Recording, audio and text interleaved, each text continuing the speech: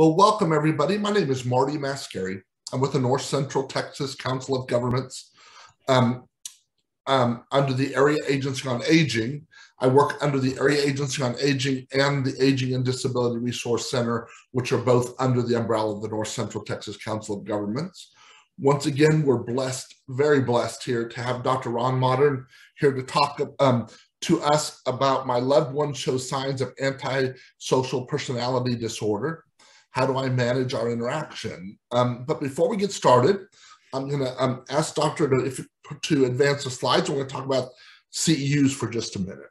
For those of you that are looking for CEUs for today's presentation, we are offering CEUs. We're set up for licensed social workers and licensed professional counselors in the state of Texas. I've had people with other licenses within the state or people outside the state that have said they've gotten these certificates and used them for other licenses for their CEU requirements.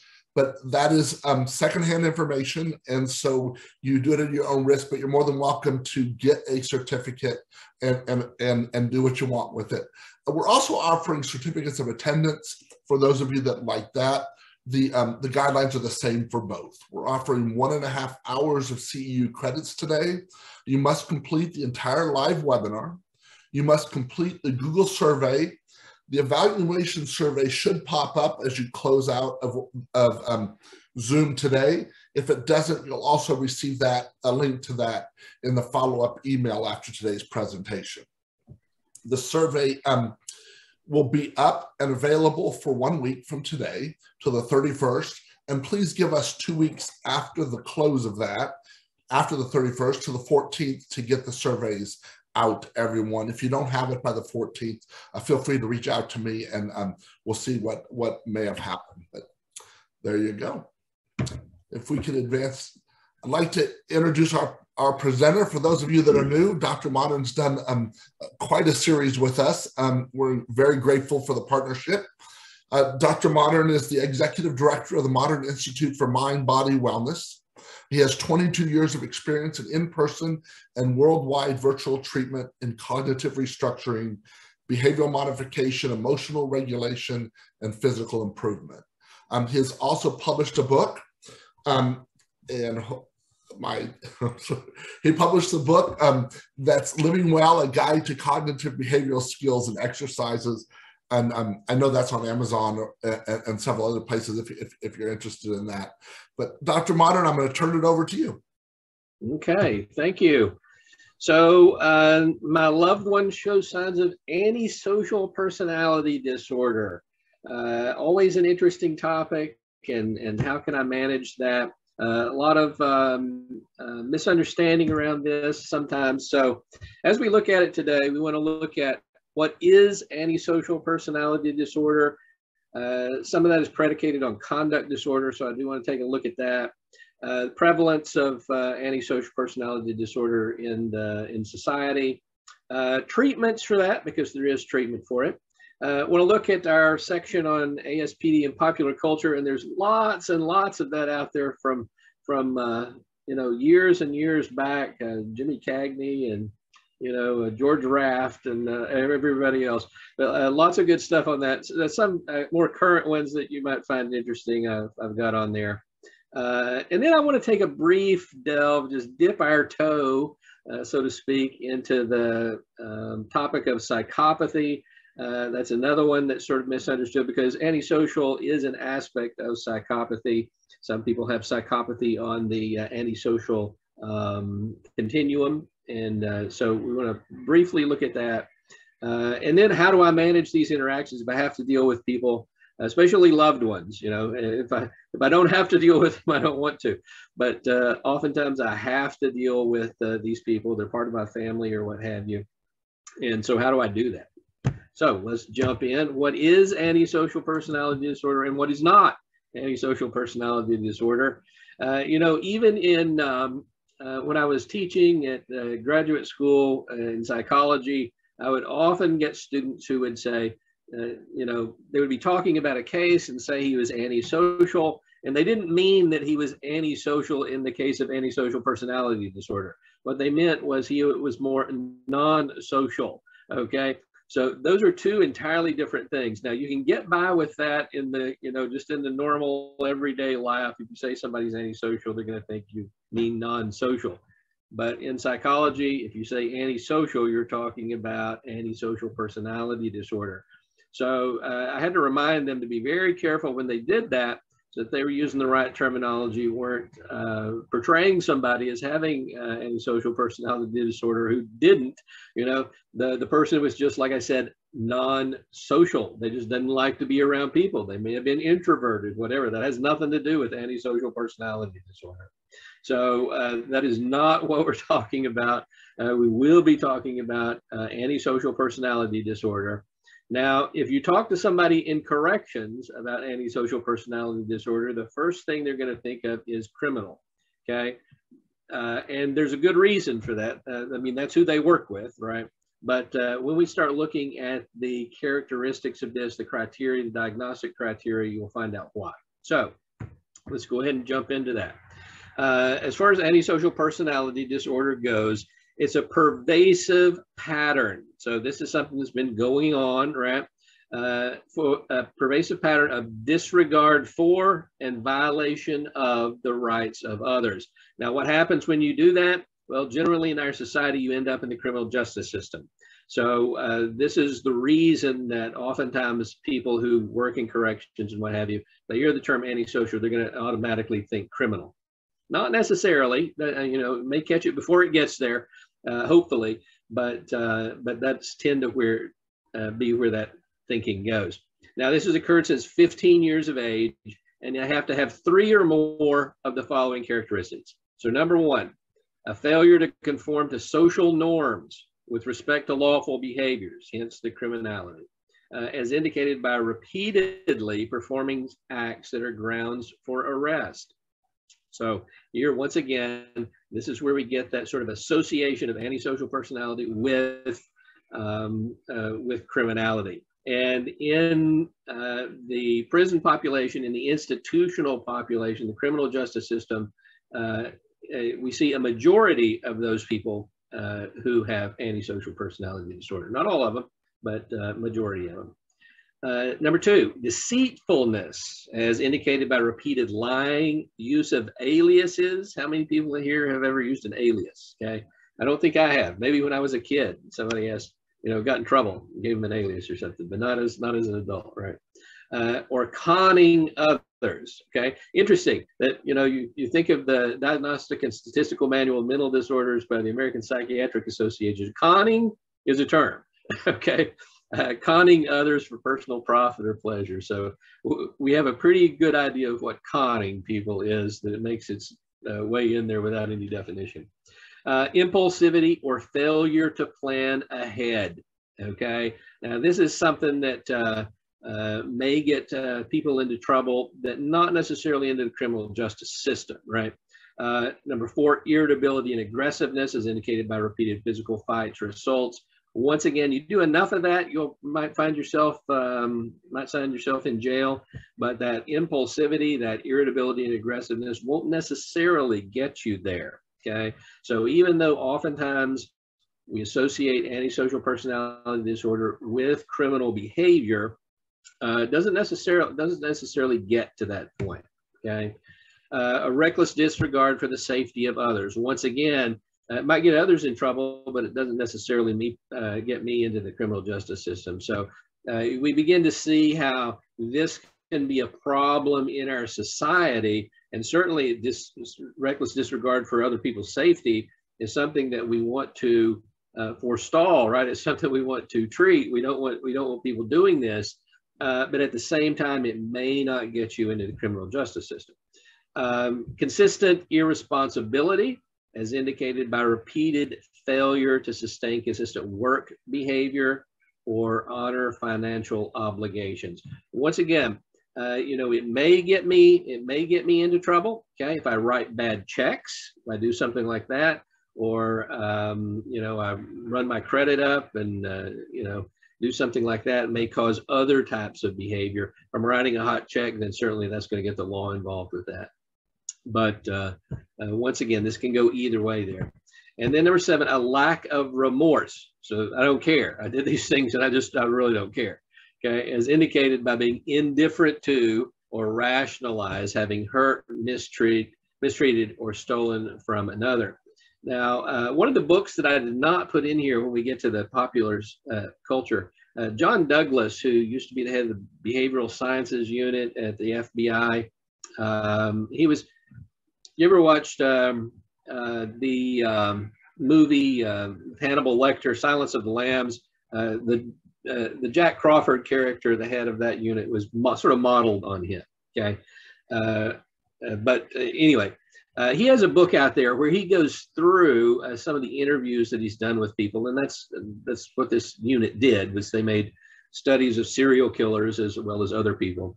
But it's very interesting to read because that rationalization that is there, that the way they portray it, the way the individual portrays it is just sort of being sort of dissociated from it and not really thinking about what this was. I just reached over and there was a baseball bat, happened to be there, what have you. So it's a very interesting reading when people like true crime and they like to read this stuff. That's the reason this is such a fascinating topic, because it does get into that sort of stuff. Now, for antisocial personality disorder, the individual has to be at least 18 years of age. They have to be an adult to get this, but there is also evidence of conduct disorder before they're 15 years old. So that's the reason we want to look at the conduct disorder as well. So we can go back, if we have somebody who's 23 who comes across, that we're doing an interview with or something in a forensic situation, then we may look back at their childhood, pull up any, juvenile records or anything like that, ask them questions about that to see if conduct disorder was actually diagnosed or if it could be diagnosed, because that is one of the criteria for ASPD. The occurrence of antisocial behavior is not exclusively during the course of some other disorder. Right. So if I have schizophrenia, then I may act, bizarrely. I may act in a way that shows up as criminal, but that's not the cause of it. Right. There's something else. I have some other things going on. Bipolar disorder, especially we're talking the sort of the manic part of that. Right. When you get into the mania and what have you, that can sort of get me into trouble sometimes. And none of these characteristics that we're looking at for ASPD have to do with those. It's exclusive from those. Those, the behavior is an aberration, something else is causing that, and what have you. So, although I will say I have treated people in the criminal justice system who had brief psychotic disorder. I think I've mentioned this before. So they definitely had something else going on, right? But they acted in a way that also got them into the criminal justice system. So did they get a diagnosis of ASPD? No, they got the diagnosis for brief psychotic disorder, okay? So we want to make sure we separate those things.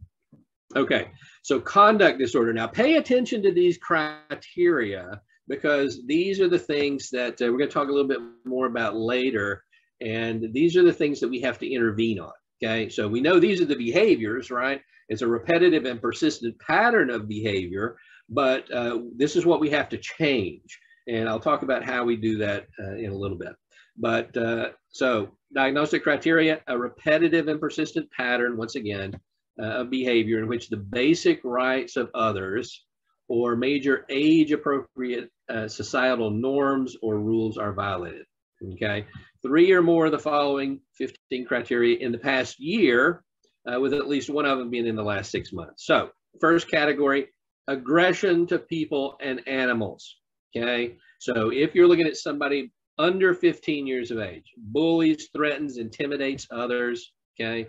Initiates physical fights, has used a weapon in that can cause serious physical harm, such as guns, knives, bricks, bats, broken bottles, that sort of thing. That's one of the things that we look for there. 4, has been physically cruel to people or animals, number 5. Okay, so I'll talk about something in just a minute that shows up on that. But physically cruel to people or animals. Has stolen while confronting a victim. So we're talking about robbery, right? So mugging, purse snatching, extortion, armed robbery, these sorts of things, and then has forced someone into sexual activity. So that's one category. The next category is the destruction of property. And remember, you don't have to have one from each one of these categories. You just have to have 3 of all of them, but they're divided up into these categories.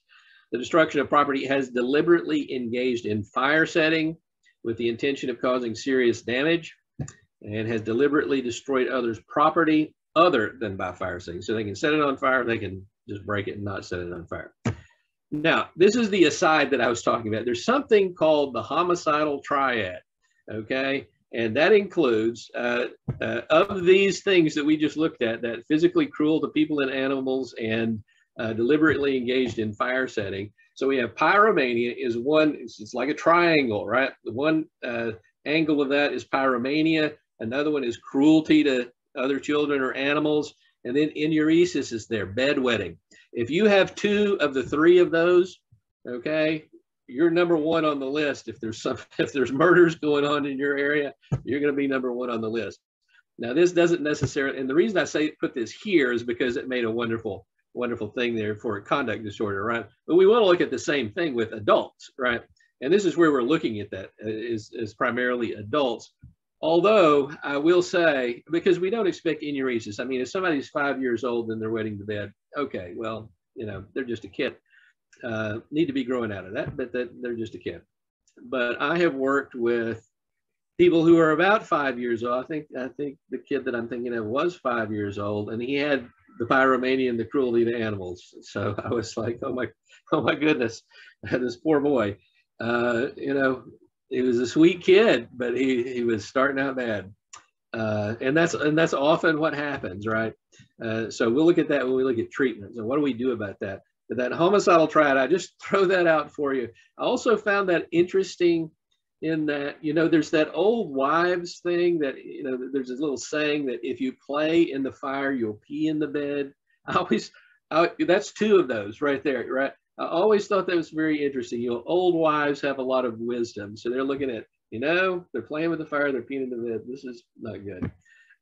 So anyway, I just throw that out there. Keep your eyes open, you know, more not only the adult population, but if this is still going on, that's a problem. Okay, that's called the homicidal triad. Okay, back to conduct disorder. Deceitfulness or theft, broken into somebody's house, building your car, lies to obtain goods or favors or to avoid obligations. Once again, he's conning other people to get what they want. Okay, and I say he because the majority are males, but I mean females as well can be diagnosed with antisocial personality disorder. Most of the time, antisocial personality disorder may be misdiagnosed as something like borderline in females. Okay, so we've talked about borderline personality before. Oftentimes, antisocial, they say, well, this is borderline personality instead of antisocial personality. So it sometimes gets underdiagnosed in the female population. 12 has stolen items of non-trivial value without confronting a victim. So we have the confrontation of the victim for armed robbery or mugging or something like that. And then we have other things like shoplifting, right? Forgery, these sorts of things. Don't include breaking and entering on this, okay? And then we have serious violation of rules, often stays out at night despite parents prohibiting that, beginning before age 13. So if your 11-year-old is sneaking out at night, may not be a good sign. Now, when I say that, remember that what we're looking at is a pervasive pattern. Just because they do it 1 or 2 times does not make it. They do it twice, it's a pattern, but it's not a pervasive pattern. Okay, so let's not overreact on some of these things, right? Remember, all of these require a pervasive pattern of behavior. So, you know, somebody stays out late at night, they have a curfew, they stays out a couple of nights after that. They're 11 years old or something. A little later, then that's different. Now, if they've run away from home at least twice while living with their parent, or once without returning for a lengthy period, then we're talking about something, we're looking at something else, okay? That sort of creates that pervasive pattern. And the one time, it's the length of, for the one thing, it's the length of time that they've been gone, right? And it's not just that they were gone overnight. They were gone for several days or weeks or what have you. Number 15 is often truant from school beginning by the age of 13 years. If they're not in school at, 12 or 13 years old, then where are they? What are they doing? Okay, if you drop them off at school and they leave and go someplace else, what's going on? Okay, probably nothing good. Okay, probably something harmful to them or others. So I want to be aware of that. B, the disturbance in behavior causes clinically significant impairment in social, academic, or occupational functioning. Once again, like I said, we're looking at a persistent pattern of behavior, not just a, some aberration or something like that, acting out that may get there. But we're looking at a persistent pattern, and then it does cause, if they're not going to school, then their academics are going to be a problem. If they're running away from home, we've definitely got some social things going on. If they're working, okay, I was working at 13. If they're working, then that may suffer as well because they're not showing up to work or what have you. If the individual is 18 years or older, and the criteria are not met for antisocial personality disorder. Okay, so that's the conduct disorder there. Remember, that needs to be sort of diagnosed. That is one of the criteria for getting antisocial personality disorder. And you may have to go back, like I said, and ask some questions. When you do your biopsychosocial assessment of the individual, you'll have to go back and ask them questions about their childhood, look at any court documents that are available, or ask them if those are not available on this, and see what comes up. As far as the prevalence of antisocial personality disorder goes, it's about 0.6% according to the DSM-5-TR. Okay, that's our new manual. It's about 0.6%, and that's enough. Okay, it's less than 1%, which is good, but that's enough. However, that tends to go up. Okay, so among alcohol and other drug users, last time we talked about substance use disorder. So if we're looking at the population of people who abuse alcohol and other drugs, the prevalence of ASPD goes up to 3.6%. And then if you look at men, once again, men tend to get this diagnosis more often than women. If we look at men with severe alcohol use who are from institutional settings, especially forensic settings, prison, and things like that, it goes up to 70%. Okay, so the prevalence is certainly there from institutions and things like that. So we know alcohol and other drug use is not good. Okay, getting yourself into jail or prison, institutional setting is not good. Doesn't turn out well. Okay, so what do we do about treatment for this? These things are awful, right? Criminality is awful, and even if you don't meet the criteria for criminal, then still a problem. At one time, and I'm speaking primarily here now for the criminal justice population, but there was the slogan that nothing works. Okay. Criminality was called a form of moral insanity. Interestingly enough, so was substance use. So most of my experience for the last 22 years has actually been with substance abusing offenders. So we get both of those. So they were called moral insanity on both of those cases. So we got to the point where at some point the body of criminal justice practitioners was saying, nothing works, we can't help these people.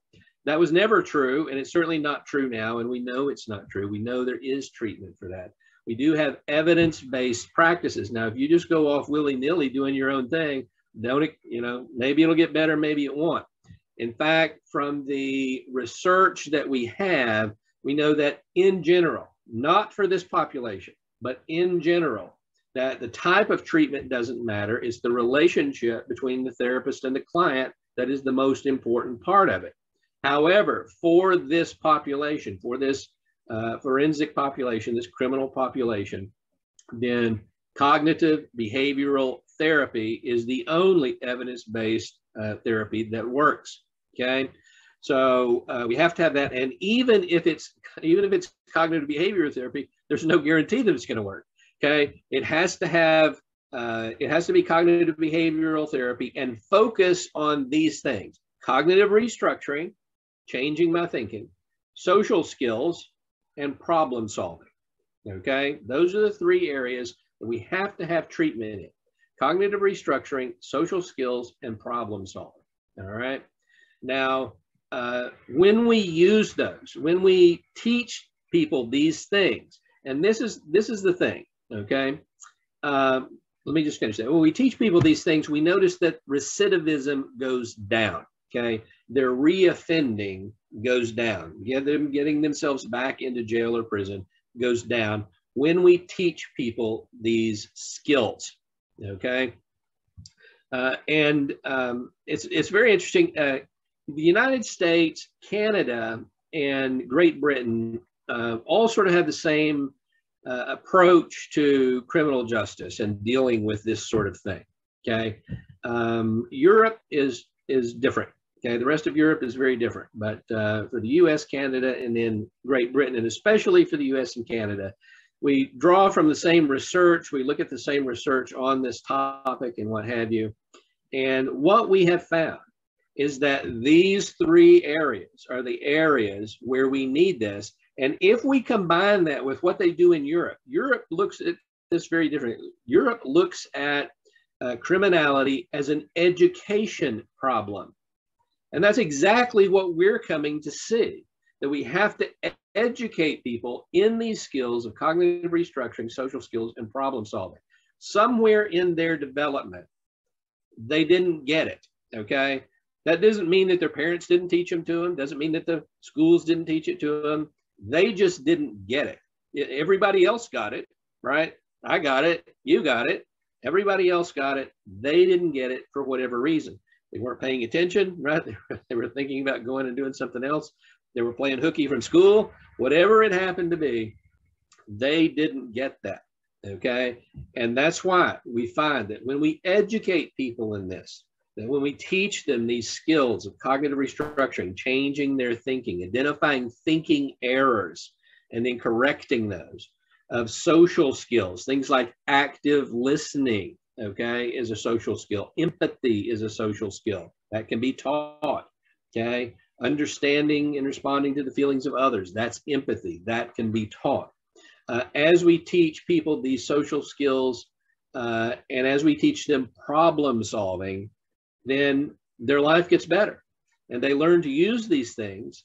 And then they find that, you know, if you ask people, why aren't you using drugs? Why aren't you in breaking the law and in prison anymore? It's because I've got a job, right? I've got a job and I'm making money. And why would I want to pay probation my money when I can spend it on a new stereo or so, whatever it happens to be, a new car, whatever it happens to be, right?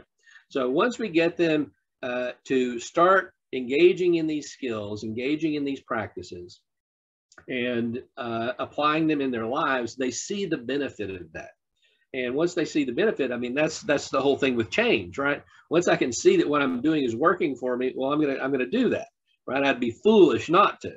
So this is what we want to do: is we want to teach people these skills. Now, there's going to have to be some therapy in there. There's going to have to be some counseling as well. I mean, they may have grown up in a household where everybody else may have suffered from antisocial personality disorder as well. So you may have to do a little therapy that goes along with that. And that's what I've called and has been called transformative treatment, okay? Transformative treatment, what that is, it's the intersection of transformative learning, which in adult learning is a particular type of learning, is transformative learning is there, and then clinical treatment, okay? So you combine those two things, and that works, okay? The model for that is was originally Central Texas Treatment Center in Granger. I worked there from 2000 to 2005. I helped develop that program somewhat. I certainly learned a lot from working there. That's really the first place I worked with the criminal population. They treat substance abuse and criminal conduct. At the time, it was more felony offenders. Most of them are felony offenders, I think, still. But at that center, that's where that transformative treatment model really started to grow. Now, the transformative treatment model that they used at CTTC, the success rate for that was 80%. That is unheard of, okay? And that's, you know, when we treated with substance abuse and criminal conduct, how they measured that, they took, once somebody graduated successfully from that treatment, they followed them for 2 years. If they didn't reoffend for 2 years, that's what they were looking at. So 80% of the people who successfully graduated from that program went for at least 2 years, and many of them for the rest of their lives up to this point, without ever reoffending. Okay, they never found themselves back in the criminal justice system with new charges. So that's a wonderful model. Now, whenever I worked there from 2000 to 2005, because in 2005 I married my wife, who was the daughter of the center director. So, so no nepotism, so I had to find another job. Okay, but the center director, who is my mother-in-law, Kay Baker, if anybody's out there and knows her, Ms. Kay. But anyway, Dr. Kay Baker, she was there. She's really the one who got this up. And whenever she would go to a corrections meeting, you know, whenever CJAD, the Criminal Justice Assistance Division, would have a meeting for the facility directors and whatever, she would go to the facility, and, you know, they would talk about what works and what doesn't work. And she would propose this transformative treatment. You know, this is what we're doing. And they would just say, that's just you. They would say, it doesn't work anyplace else but CTTC. And that's not true. Okay. It's true because they didn't want to do what they needed to do to make it work. But what we knew there, what we knew in this model facility, was that when we used this transformative treatment, it worked, and we had an 80% success rate on this. Okay, so I mean, you know, you can't beat that. Okay, nobody has an 80% success rate, and that's what the other facilities would always say. You're an aberration. It's like, no, look at what we're doing. Look at how we do things, and what we're doing, and how we treat the clients, because we did not treat them as criminals. Okay. Transformative learning, like I said, that's a part of adult learning theory. Okay, Jack Mesereau came up with transformative learning, and that's what we treated them as. Sort of the European model, where we looked at this as more education, that people knew what was right to do if they knew how to do it. And so that's what we did. We taught them cognitive restructuring, social skills, problem solving, the things that the evidence-based research said worked. And we did that in a way not at treating them as criminals, but treating them as adult learners. And you know, the success speaks for itself. They continued that after I left that facility, but that's what we were doing at the time. That's what really worked. And so, is treatment available for this? Yes. Is there treatment that works? Yes. Now, you do have to also have the clinical, you know, the therapeutic part of that has to be there to get the motivation, right? If they don't want to learn the cognitive restructuring, social skills, and problem solving, you can't make them, right? But, you know, so that's what the therapy is for the motivational part of that, right? So once you combine those things, those principles of transformative learning and clinical therapy, clinical treatment, then we have found that to be very effective. Now, did everybody succeed in the program? No. We sent a lot of people back to jail. You know, they didn't want to, they weren't interested in doing it. If they were not at that place in their life where they wanted to be different, then they would go back to jail. So it was their choice. They could do what they needed to do to succeed in the program, or they could choose to not and go back to jail. And that's sort of what it is, you know, choices and consequences. That's another one of the things that you teach people. You know, it's your choice. You can do what you want to. I'm not going to make you do anything, can't make you do anything. Okay, I can give you consequences for what you do, but you choose the consequence, right? If you make the choice, you choose the consequence. And so we help people how they think about that, you know, that's problem solving, right? Well, I've got a problem. The only way I know how to do it is this way, because this is the only way I've known how to do it before. No, there are other ways to look at this. That's one of the things with this population, is that they tended to, you know, when we got to problem solving, we'd say, you know, come up with 6 possible solutions to this problem. And they couldn't get more than one. and it was a bad one. Okay, so helping people think about new solutions, you know, problem solving modules and things that we had, very important. And like I said, when we taught people these things, we know that this is an education problem, right? Now, for some people, it's you know, they're just stuck in their ways. They don't want to change. Okay, those may be more on the far end of that antisocial scale, right? So anyway, the treatment, there's another one out there. Part of what we used at the center was work from the True Thought Corporation. I put a link in there, truethought.org. The True Thought stuff, Raji Spahn is the one who developed that program based on the work of Stanton Samnow, who was part of the team of Samuel Yochelson and Stanton Samnow, who wrote the definitive text on the criminal personality. 3 volumes of it. Volume 3 was the substance abuser. So they have that in there as well. The criminal personality, that work was based on a 10-year-long phenomenological study at St. Elizabeth's Hospital for the Criminally Insane in Washington, D.C. I don't know if they've changed the name of that institution. I somehow imagine they might have from the Criminally Insane, but St. Elizabeth's Hospital these days, most likely. But they did that, spent 10 years there, and they came up with a list of 52 different thinking errors. We talk about cognitive restructuring. This is what we're talking about, changing it. It's what it means, changing my thinking, right? Changing my cognition, changing my thinking. 52 different thinking errors that these people used in their study, which was pretty representative of a broader population.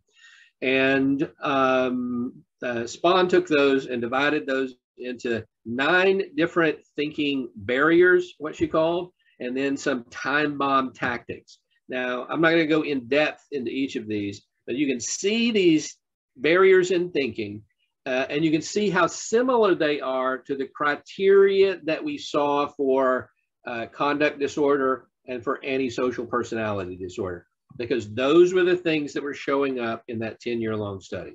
So number 1, closed thinking, 2, victim role, superior self-image, reckless attitude, instant gratification, that fear of losing face that they call it, power control, possessive attitude. And boy, I tell you, if you work with, you know, I've worked with some thieves over the years, okay? And they will tell you, you know, I'd say, what, you just walk into people's houses and take things? And they would say, yes. And their reasoning would be because, you know, it's really mine. It's not, it's in your house, but it belongs to me. If I can go take it, it's mine. And that's what they would do. They would just walk down the street and try different people's front doors. And if the door was unlocked, they would walk in and start picking stuff up that they saw value. If somebody was in there, they would just say, oh, sorry, wrong house, and make an exit. Nobody was in there. They'd gather the stuff up and go. Your garage door was open, your lawnmower was out there, push mower or something, they'd take it and go. It belonged to them, possessive attitude. So very, very interesting. If you have to work with this population, it's very interesting. And then uniqueness, okay, is the other one. Now, in the training, these are used for training. So identifying the barriers in thinking, and then for those barriers in thinking, there are responsible thinking steps, okay? And that's what you want to teach people. They're very good at the barriers in thinking. They already have those. But we want to do the responsible thinking steps. And although it goes across 9 for 9, let me just remind you that any responsible thinking corrects any irresponsible thinking. So if I'm in some irresponsible thinking and then start to think responsibly, it doesn't have to go straight across there. Any responsible thinking corrects any irresponsible thinking. But things like, excuse me, things like open channels, personal accountability, self-respect, daily effort, self-discipline, courage over fear, healthy relationships, respect for others, and humility. Once again, we can see how these tie into the diagnostic criteria and why that True Thought uses them, why they teach these. The time bomb tactics are all behaviors. fall in three main categories: shifts blame or focus, lies and deceives, and ignores obligations. So you have 19 of those, and then those are corrected by the stay on track steps. So that's the true thought. We did use that there. We also used choice theory, reality therapy there. That was part of it. We used some other different programs as well. The MRT program, moral recognition therapy, that's taught out of a company in Memphis, but they've been around for a while. They have some good results. We used that as well. And different things to address these deficits in cognitive restructuring, which is what this is. Social skills, that was the Thinking for a Change program primarily. And the social skills and problem solving, okay? Okay, so antisocial personality disorder in popular culture. Now, once again, these are just a few of the things, okay? Here are some movies. Once again, we could go back to, Jimmy Cagney, Top of the World, Ma. That's, George Raft. These, Humphrey Bogart used to play a villain as well. We could really go back to these and look at these, and all of them have some element of truth in them in the portrayal of it. Watch The Godfather,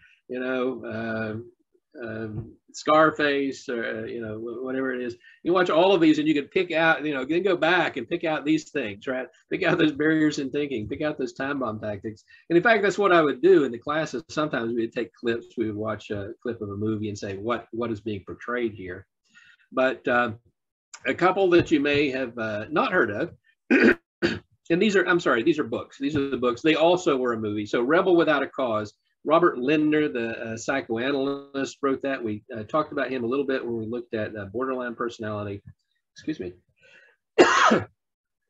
But the movie Rebel Without a Cause with James Dean, Natalie Wood, Sal Mineo, famous movie. That came from his book, Rebel Without a Cause, which was sort of an expansion on one of the vignettes that he had in his book, The 50-Minute Hour. So that's the book. The movie's out there as well.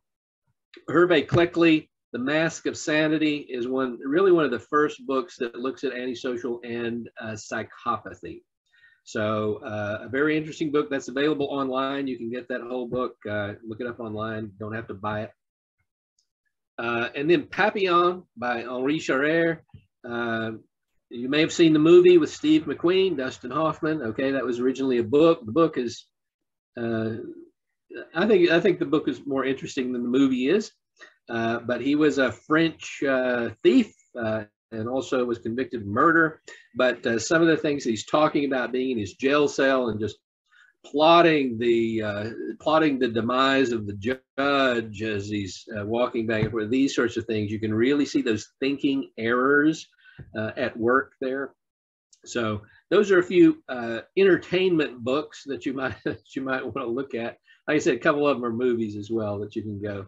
Rebel Without a Cause certainly was a famous one for James Dean. And then we have some more books. These are more on if you're studying antisocial personality disorder or studying psychopathy. These are more what you would want to look at, or just have the question, right? Like I said, people find true crime fascinating.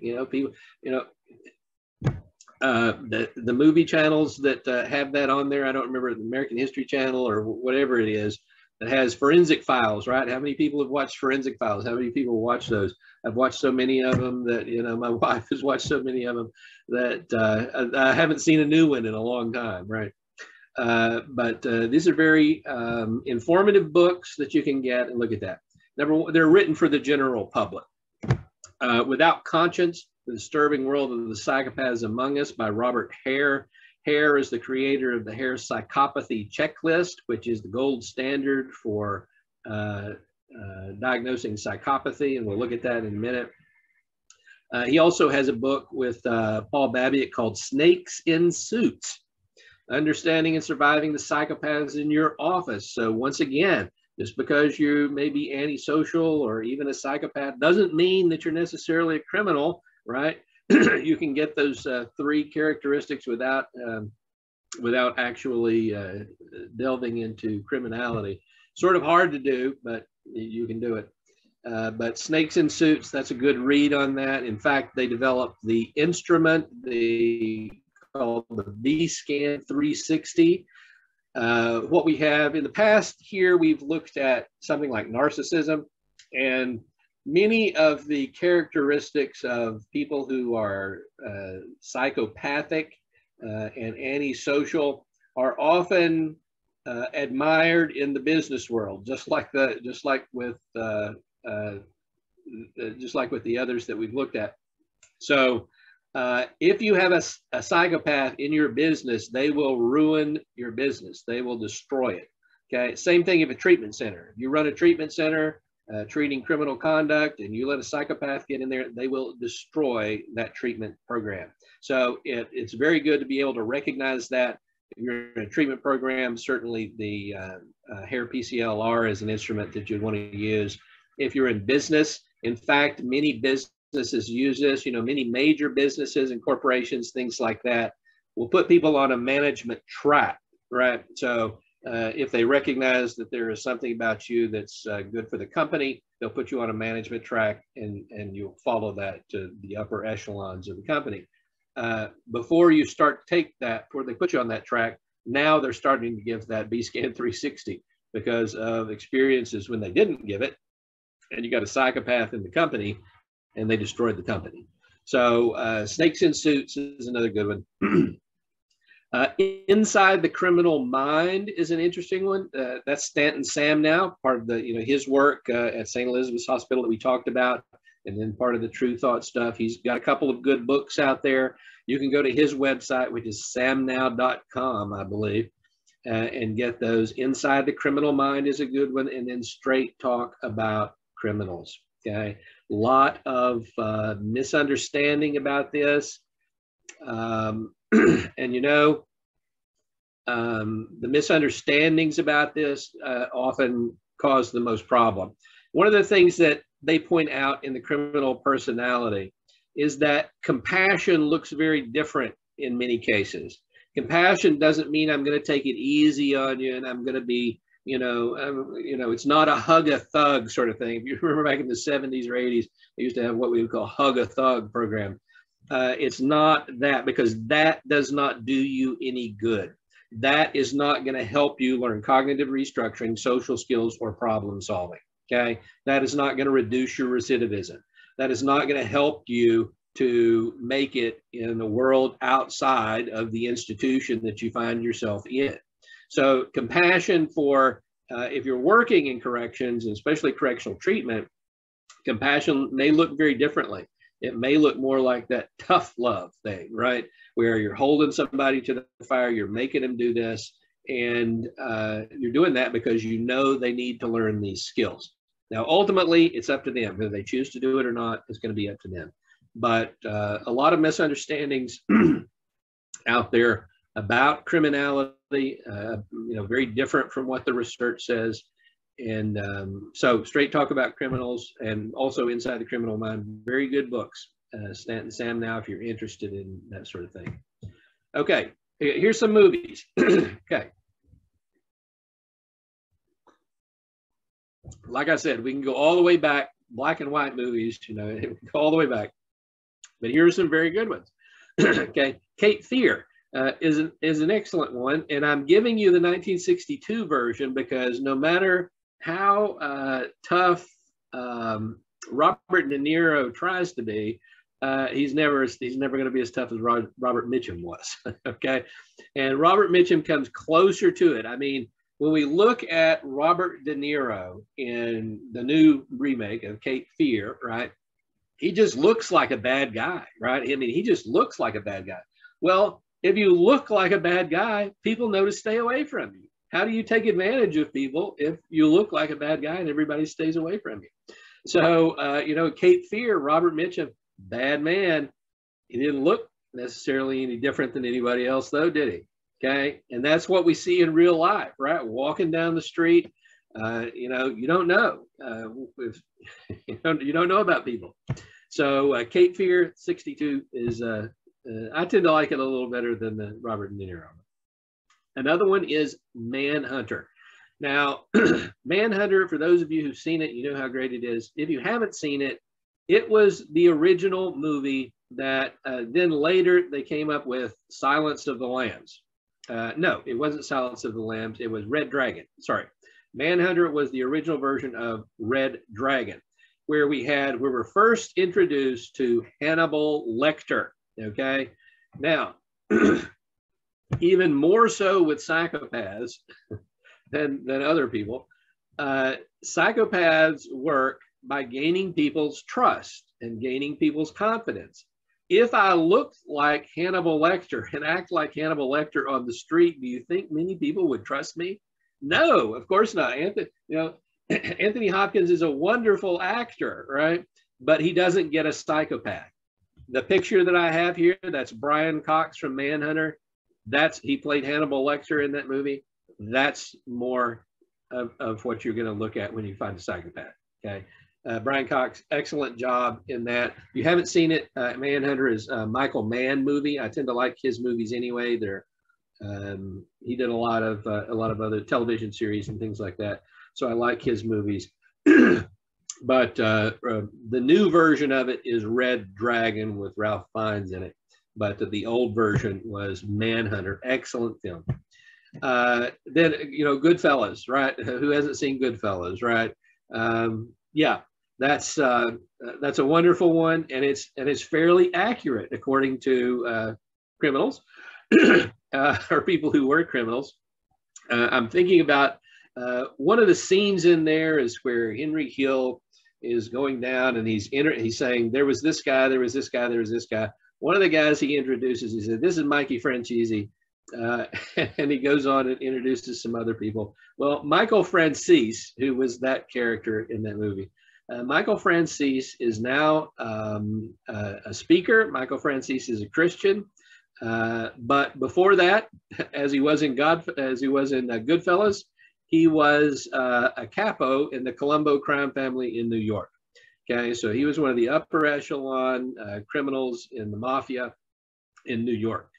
Nowadays, like I said, he walked away from that life. In fact, he was known as the Teflon Don, not as the Teflon Don, that was Gotti, but he was known as the Yuppie Don because he was making millions of dollars a day from gas scams that he did in the 70s. Okay, some of you may be old enough to remember the 70s here and the problem with the gasoline that we had and shortages and stuff like that. Well, his stations always had gas because he never paid the government their taxes. So he was making millions of dollars a day on this, as well as doing other thing that mobsters do. But can people change? Yes, and he is an excellent example of that. He has a YouTube page. Michael Francis is his page, and he talks about his life in the mob and things like that. But he also spends a lot of time speaking about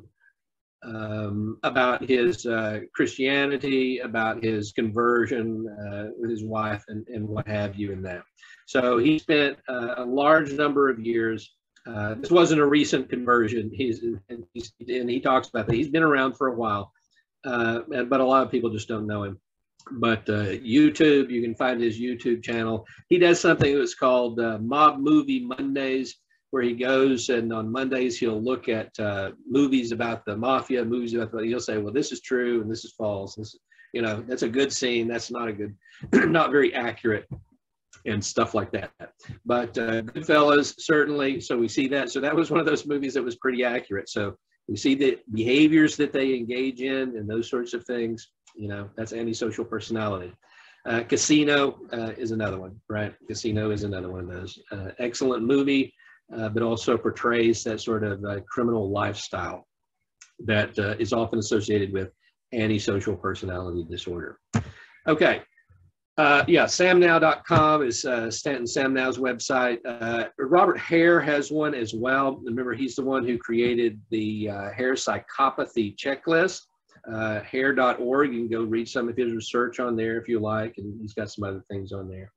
Both of them do. So those are some resources for you there. Now, just to delve briefly into psychopathy, okay? Psychopathy is diagnosed with the psychopathy checklist. It is not in the DSM, okay? It's not a, a mental disorder per se. It has a lot to do with behavior as well as thinking. But what it is a 20-item scale developed by Robert Hare that's is considered the gold standard for psychopathy. Now, there are other lists out there. There are other psychopathy tests out there, but some of them are very strange. I've mentioned this before. You know, there's one of them that considers everybody to be someplace on a psychopathy scale. So we're all someplace on the psychopathy scale. Well, you know, if 99.4% of your population doesn't even make the scale, it's a pretty sorry scale, okay? You know, but anyway, there are others out there, but Hare's is the gold standard for law for forensic settings and things like that. Each of those 20 items is scored. You have a scorer who interviews the person, who looks at documents and what have you. They'll score either a 0, a 1, or a 2. So there's 40 possible points on it.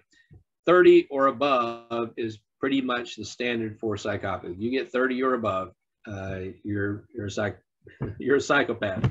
Okay. The PCLR is divided into 4 first-order factors, which include the interpersonal, affective, lifestyle, and this is the antisocial part. So this is where we get the antisocial characteristics.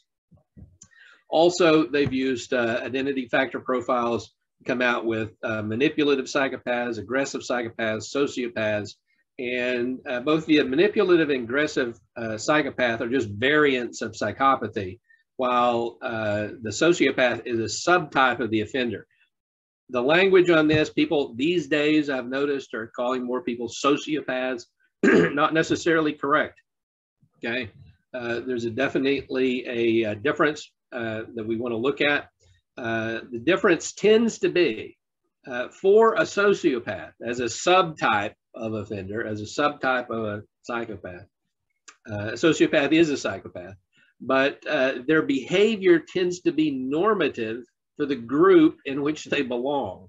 So for example, if you're a hitman for the mob, you may very well be a serial killer and you may very well meet the profile for psychopathy, but that behavior is considered somewhat normative for the group you belong to, which is the mafia. So yes, you're a psychopath, but that's what gets you into the sociopath category. Once again, it's sort of a,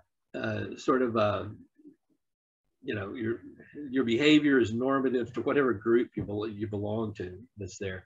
You know, it might be argued that Bernie Madoff, you might remember Bernie Madoff, who built people out of millions and millions of dollars. He went to jail for that, but he was indeed a psychopath. Bernie Madoff was a psychopath. Now, he never killed anybody directly, as far as I know, but it may have caused some people to commit suicide because he took their money. But anyway, he was definitely a psychopath. But, you know, we might make a case for him being a sociopath just in the business he was in. Just in the business he was in, that might be sort of normative for those sorts of people. Those sorts of banking individuals and what have you.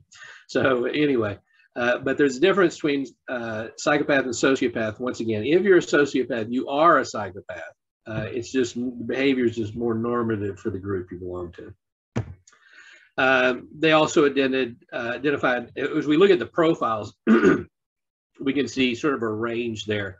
You have the general offender. So if on the PCLR they scored a certain point, yeah, they're in prison and that's where they belong. That's what the score will tell you, or that they need to be.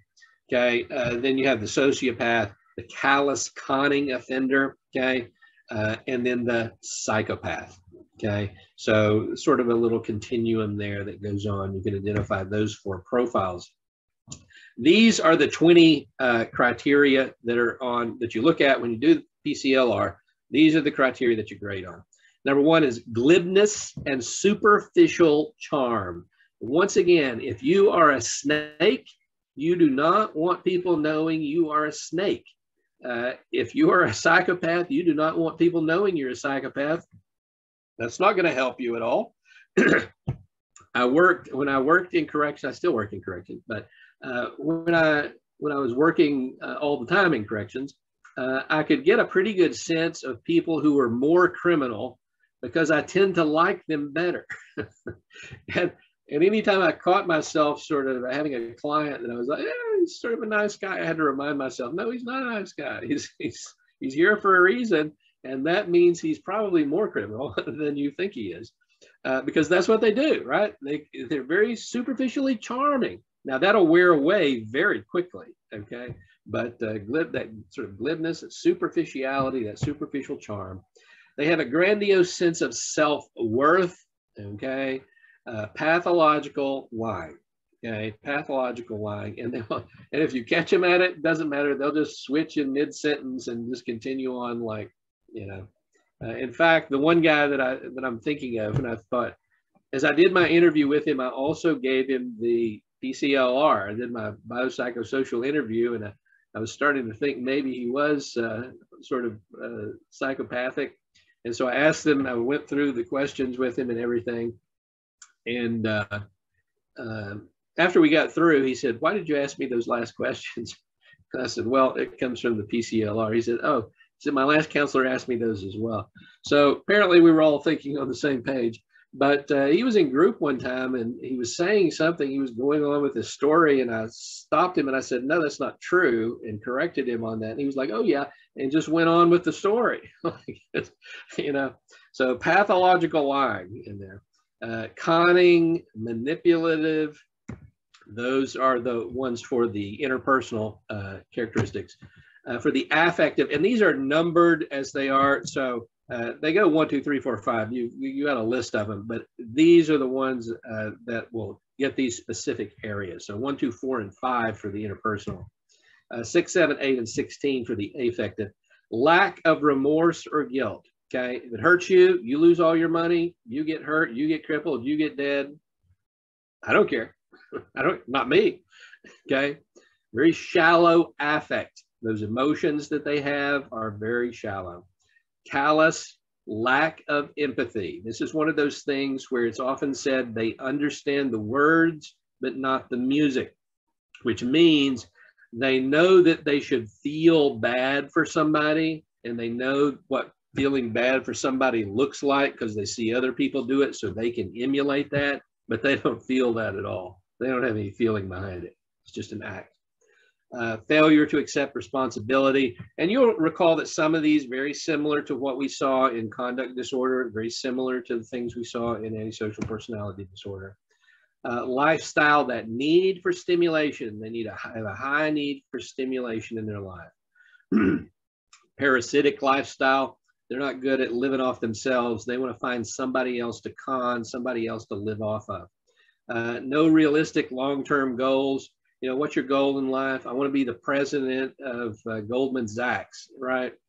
How old are you?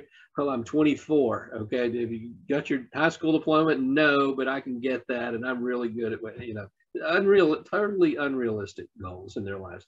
That's the reason we teach problem solving and goal setting and things like that to antisocials, not the psychopaths. Impulsivity, okay, irresponsibility.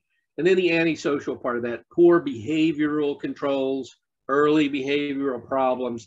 We see conduct disorder and what have you, juvenile delinquency. They've had conditional release revoked, so they may have been out on probation or parole, and that was revoked because of their behavior. And then number 20 is criminal versatility. So they're not just jacking cars. They've got other things going on. They're also doing armed robberies. They're also doing break-ins in houses. They're also doing scams, you know, and knocking over ATMs and things. So the criminal versatility is also that under the antisocial. That's the PCL. Those are the 20 things. The prevalence of psychopathy in society is about 1.2% for men. Now, you'll remember that antisocial personality disorder was 0.6%. So what does this tell you? It tells me that there's about twice as many psychopaths out there as there are antisocials, okay? Even though maybe on a scale there. So using the PCLR, if they use the PCL, this comes from a new study that they did, that's referenced there, but 1.2% for men using the PCLR. And then they came up as high as 4.5% when they used other methods. I looked and I couldn't really see, just glancing through it, what other methods they use. But anyway, and it's about 0.3 to 0.7% for women, okay? Psychopathy, however, in senior business positions is 3 to 4%. Okay, so yeah, that's the reason you use that B-Scan 360 in major corporations to weed those people out. That photograph there, by the way, is from Babiak's book, Babiak and Hare's book on snakes in suits. So that's where that comes from. Okay, let me just remind you that there is no treatment for psychopathy. Okay, and you might say, well, why is there not a treatment for it? Because in treatment, I have to want to be different, right? That's the old joke, right? How many therapists does it take to change a light bulb? Only one, but the light bulb has to want to change, right? Well, that's true, okay? I have to want to do something different. For psychopaths, what they do gets them what they want, okay? If it hurts you, or if it hurts somebody else, they don't care. Why should they care? It gets them what they want, okay? So they have no reason to change. And you put a psychopath in prison, guess what? He's going to still be a psychopath in prison. He's still going to cause misery in people's lives in prison. And he doesn't care if he's locked up, okay? It doesn't mean anything to him. It means a whole lot to me, okay? I don't want to be locked up. I don't want to spend time in jail, okay? I've spent enough time there just treating people. I don't want to stay there, okay? For a psychopath, it doesn't make any difference where he's at. So you don't really do treatment. You might do case management. You might have a group of psychopaths that you talk to. You're not really doing treatment with them because they see no reason to be different. In fact, the theory is out there that psychopathy, psychopaths really form a population that, they're very different. The reason I put a snake on this is because a psychopath is as different from you and me as a snake is, okay? They're cold, they're callous, they have no guilt, they have no remorse. They will eat you in a second, okay? If they get hungry enough and you're available, you're just meat. That's all you are. They don't care, okay? That's very different from people, right? Those people care about other people at some level, right? At some level. At least we care about others. We care about these things in society. Psychopath does not. He's only, or she is only interested in meeting their own needs, and they don't care who it hurts. They don't care how bad it hurts them, even if it kills them. They don't care. Doesn't make any difference as far as I get my needs met. They are snakes. Okay. I hate, as a psychologist, as a therapist, I hate to say something like that, but there really is there's no treatment for it. Okay. They may have a conversion, I don't know that, looking back on it, somebody like Michael Francis would not have met conduct disorder. He wouldn't have met the conditions for that. But somebody may have a conversion, may have a true conversion. I think that's certainly possible. Maybe that changes them. Not for psychopaths, not for what we know. Now, we know that people are born psychopaths. You're not made a psychopath. You are born a psychopath. That's the other reason that there's no treatment for it, right? So we know that people who were raised in abusive and violent households, if they're psychopaths, then they'll become more violent psychopaths. But because you're raised in a violent household doesn't make you a psychopath. You're already a psychopath. That just makes you a more violent psychopath. So it doesn't have anything to do with that. What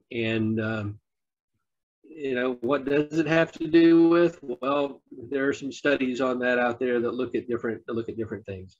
But they're very different individuals. Like I said, some have even proposed that psychopathy and sociopathy is what they were calling it at the time, but psychopathy is an evolutionarily stable strategy, which means that it gets me what I want. I don't have any need to be different whatsoever. If it hurts or kills you, I could care less. Okay, I have no reason to be different in my life. So That's psychopathy, okay? Not antisocial personality disorder. Once again, even if you have ASPD, you can get there without being a criminal, right? So that's not what we're talking about. But people like this topic of psychopathy, so I just wanted to throw some in there because the antisocial characteristics are a part of the psychopathy. Okay, so how do I manage my interactions? Well, one, be aware of the tactics that are used by those with antisocial personality disorder. We're back to talking about this now. So familiarize yourself with those barriers in thinking. Familiarize yourself with those time bomb tactics that they have, that True Thought teaches. They have those little cards. Those are what those were from. The cards look different now. Those are older cards. Those look more like what I have. But they have some newer ones. It's the same thing on them, but it's a little bit different presentation. But be aware of those and call people on them. They're using superior self-image. Hey, that's superior self-image. How are you going to get yourself out of it? If you're in a position to where you're dealing with a young adult or something, somebody, a member of your family, probably don't want to do that if it's another adult, right? But certainly if it's another adult, be aware that this is what they're doing, right? Okay, I see what you're doing. This is right here. That is this right here. That is this barrier. That's that barrier. That's the other barrier. It can be more than one at a time. In fact, it can be all 9 of them. But those are what it is. This is the thinking barrier you're using. This is the tactic you're using. So familiarize yourself with those so you know them when they happen, and don't stand for them. Okay, always use a choices and consequences approach. If you do this, then this is what will happen. Okay, if you do this, then I'm going to do this. Choices and consequences, your choice. I'm not telling you to do anything. I'm just telling you that if you do this, this is your consequence. If you do that, there's a good consequence. If you do this, there's a bad consequence. Your choice. You pick whichever one you want. Okay, but there's going to be the consequence. And do not protect people from the consequences of their actions. I've seen this so many times with parents or grandparents and kids who the kids started out fairly young.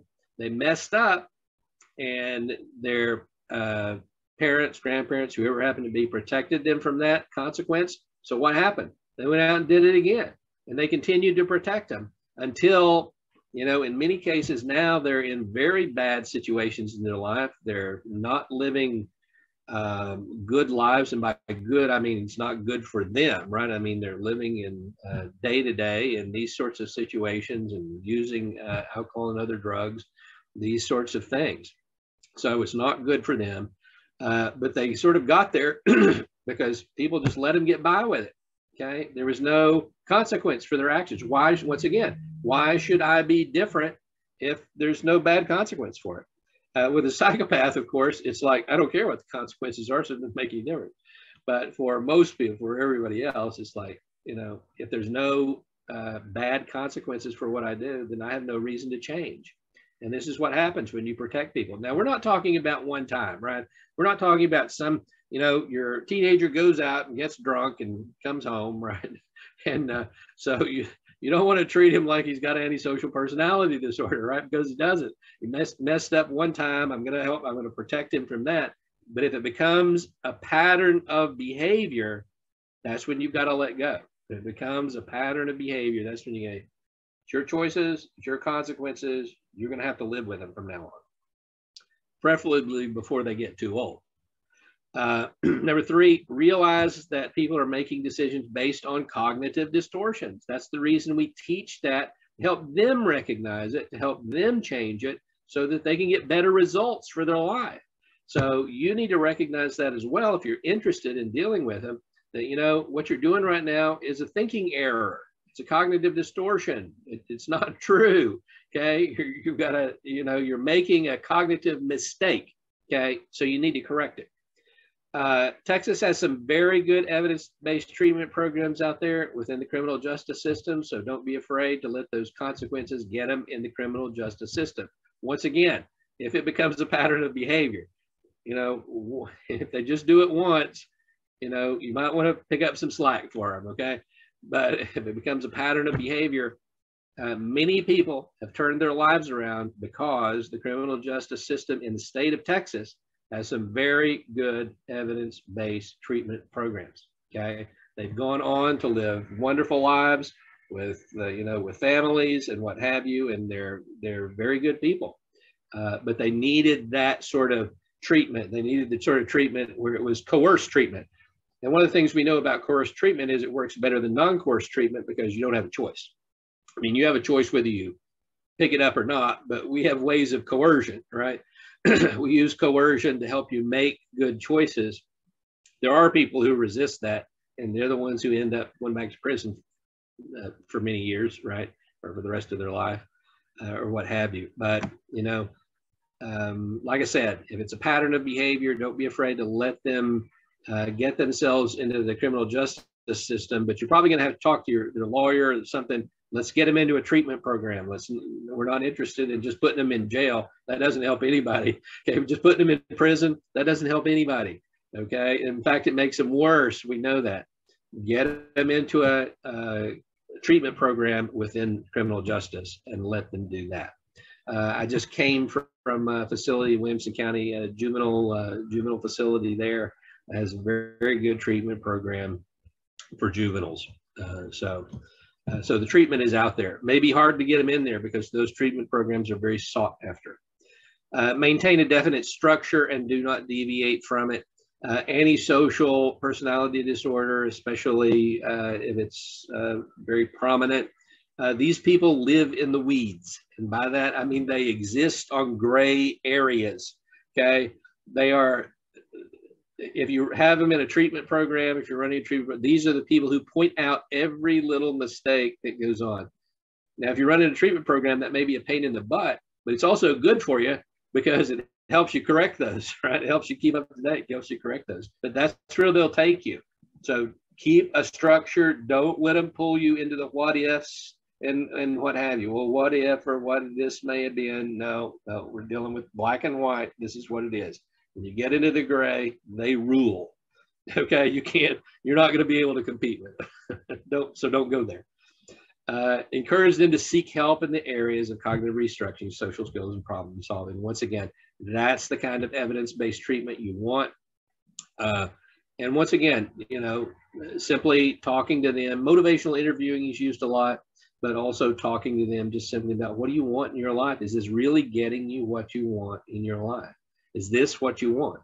And say, okay, well, it's not what you want, but it's the only thing I can get. Well, no, it isn't.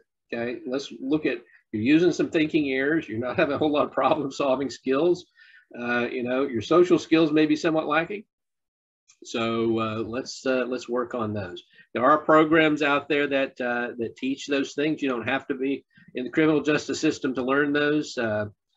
Texas Community Supervision Alternatives, TCSA, in Georgetown, Center for Cognitive Education in Georgetown.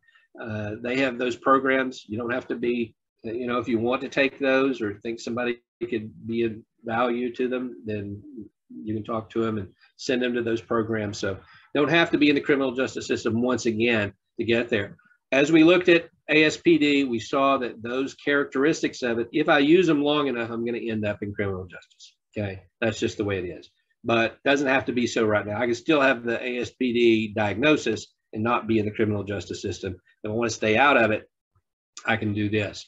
There are programs for, deferred adjudication and stuff like that, pretrial intervention, these sorts of programs that these places I mentioned offer, that the person can go, and if they do those, if they successfully complete these programs, which are based on those three, cognitive restructuring, social problem solving, if they complete those programs successfully, then it doesn't go to court, right? They don't even have a probation officer. It's just taken off their record. They successfully complete those sorts of things. You need to talk to your lawyer about those if you find yourself in the criminal justice system. But even if you're not and you don't want to get there, you can use the same programs to help you. Okay, so questions. Let me switch my screen here. I'm trying to get mine on here. There you go. If you want, there's a few questions in the very end of the chat. Okay.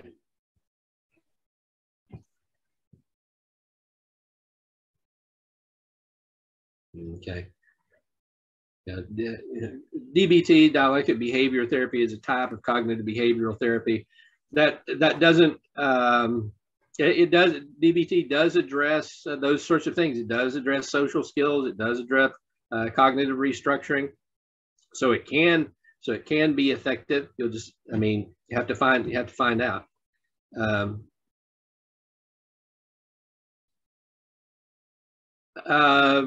This is an interest. Is alcohol and drug abuse self-medicating due to ASPD, or is ASPD more a result of substance abuse? No, ASPD is not a result of substance abuse.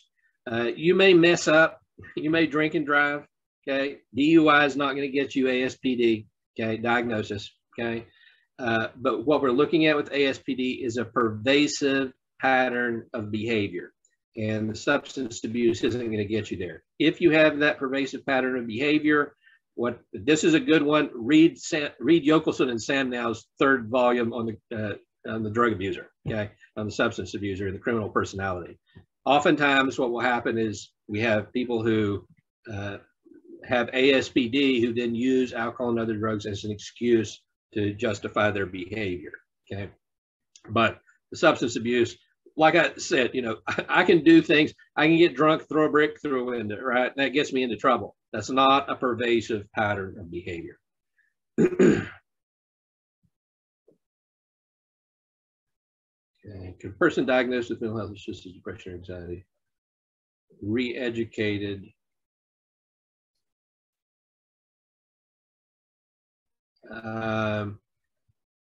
Okay, I'm not sure if this has to do with antisocial personality disorder. You know, when we deal with depression and anxiety, we'll often teach cognitive behavioral skills to these people to help them with these sorts of things, but I'm not sure I understand the question. I may understand it in about 2 hours from now.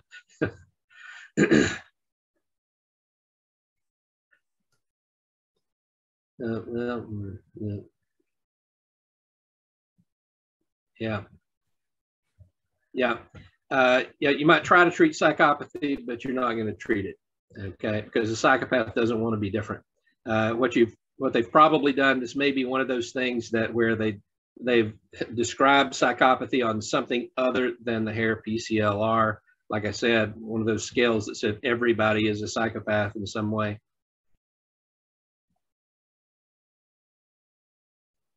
Yeah, well, remember that the reason I say this is because if I'm a psychopath, I do not want to be different. Why should I be different? Why should I change? I don't care if it hurts other people. I don't care. It doesn't make any difference to me.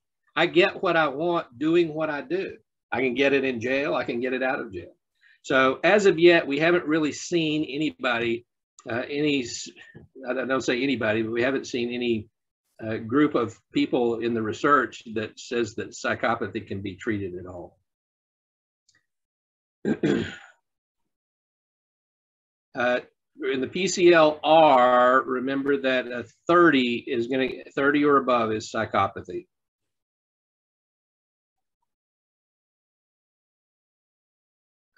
Does it pick up on malignant narcissism? It's not a narcissism scale. Remember that some of the characteristics that we see both for antisocial and for psychopathy may be similar to what we see in narcissism, but there's nothing on the PCLR that you can look at and say, oh, that shows malignant narcissism. It doesn't do that. Yeah, level of burnout, working on it with a regular basis. If you don't understand that what you're doing is you're not dealing with bad people, you're dealing with people who need skills, right? That's what you have to remember. But you have to have very good boundaries, very strict structure and what have you, because you're dealing with them where they are now, okay? Not where you want them to be.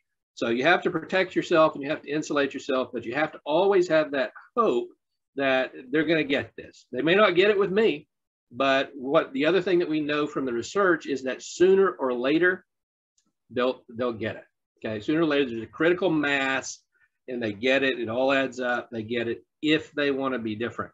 So if you don't take care of yourself, then you could burn out very easily. And we see that high rate of burnout in corrections, especially in correctional councils.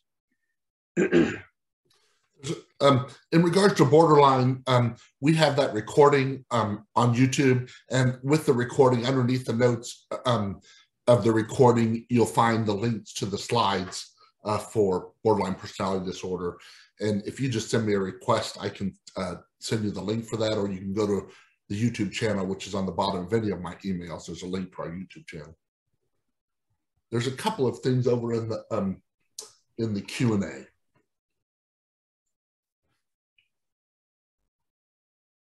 I don't diagnose personality disorders. To pick up on malignant narcissism, not necessarily. Is psychopathy a form of anosognosia? No. No. Great. I think that's everything. No, they don't. Once again, anosognosia is a lack of insight on their condition. We often see this in medication anosognosia, where I take medication and I'm unaware of how it's affecting me, so it affects my judgment on that. But no, not really. They can you can present to them the facts of their condition, and they will readily agree with you, but they have no desire to change. Okay, they see no reason for it. There's no reason for them to be different. That's what makes them a very specific set of individuals. Okay. Because of their behavior, they have to be locked up, but they don't, that doesn't make any difference. They don't care. But yeah, you can tell them this, you can explain it to them, they can understand it, and they can be very insightful on themselves. They can have very good self-insight, but insight doesn't change behavior, and they have no desire to change the behavior. Doctor, can I get you to put back up the slides for a minute? And I don't know if you're ready to do that. I could have been ready to do that. No, I want to get to the and I will, we're going to go to the very end, the last two slides, I think it is. The Dr. Mottern, I'll make sure, I've been putting a link to his, to the website for the Mottern Institute on the emails I send out, the follow-up emails. So if you want or need his contact information, it will be on there. I want to go over again, for those of you that may have joined us late, the continuing education units for today. We're offering 1.5 CEU hours for licensed social workers and licensed professional counselors in the state of Texas. You can also get a certificate of attendance if you'd like. The guidelines are the same. You must have completed the entire webinar, and you must complete the Google survey evaluation. That form should pop up as you close out today. If it doesn't, you'll receive a link for that in the follow-up email. That link will be available till August 31st, a week from today, and give us 2 weeks after that to get certificates to you. I had somebody put that they hadn't got their certificates. If you don't get your certificates, email me and let me know what classes you joined us on, and I'll look up that. I do know that that we've had some people that have just not been able to get our emails because there's a block or something, and they've had to get that corrected. So if we could go to the last slide, Doctor. And our next, if we could move on, did I lose you? Oh, we locked up.